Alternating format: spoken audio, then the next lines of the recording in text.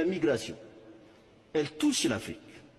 Vous l'aurez constaté, des milliers de jeunes Africains sont morts même dans la Méditerranée en voulant la franchir pour venir en Europe.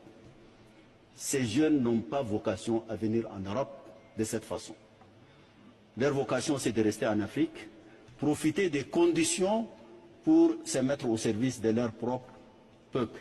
C'est la raison pour laquelle nous demandons à tous nos partenaires d'investir en Afrique. Il ne s'agit pas d'aide au développement. Il s'agit plutôt d'un partenariat, je crois, qui peut être gagnant pour les uns et les autres. L'Afrique, dans le narratif, c'est l'instabilité, c'est l'insécurité. Les problèmes sont liés. Si on assure le développement, la paix viendra d'elle-même. Et donc, je crois que c'est un projet qui doit nous engager tous. L'histoire est là pour nous le rappeler. L'histoire de l'Europe, l'histoire de l'Allemagne est là pour nous le rappeler. Après la Seconde Guerre mondiale, il a fallu le plan Marshall pour pouvoir booster les économies, permettre à l'Europe de devenir ce qu'elle est aujourd'hui.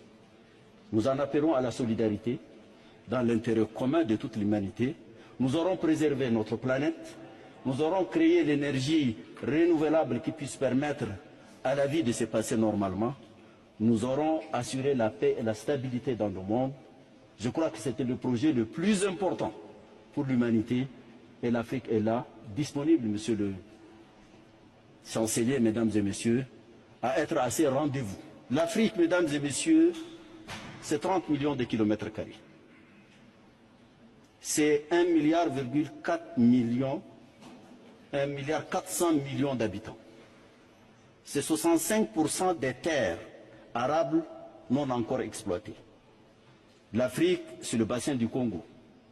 Plusieurs millions de kilomètres carrés de forêts, c'est des cours d'eau, des rivières, c'est des ressources naturelles très importantes. Mais en même temps, c'est un continent où 600 millions d'habitants n'ont pas l'électricité, au moment où aujourd'hui on parle de la transition énergétique. Je crois qu'il y a un potentiel extraordinaire à exploiter pour les privés allemands, pour les privés européens, pour l'ensemble des secteurs privés qui veulent investir. Cela permettra de faire des gains, c'est très rentable.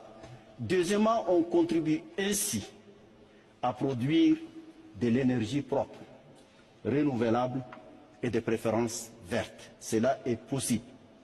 Et ça, c'est dans l'intérêt de l'ensemble de l'humanité. Le continent africain est ouvert à différents partenariats. Notre souhait est de nous faire confiance, de mettre moins de conditionnalités et créer les conditions ensemble, nous de notre côté, pour rendre attractifs les investissements. Ça, c'est dans notre ressort.